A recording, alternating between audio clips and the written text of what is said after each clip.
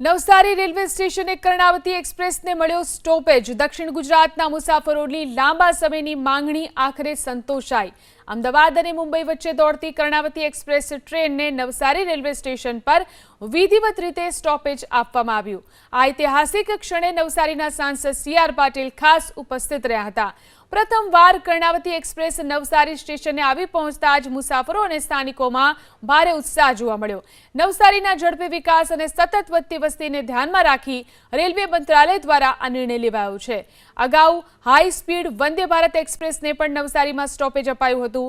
આ ઉપરાંત દૈનિક મુસાફરોની સુવિધા વધારવા માટે બોરીવલી વલસાડ મેમુ ટ્રેનને હવે સુરત સુધી લંબાવવામાં આવી છે। मुंबई जती कर्णावती एक्सप्रेस के जेनी अंदर एसी कोच की साथे साथे स्टार जेटला सामान्य बोगी पण एमां जोडવામાં આવે છે।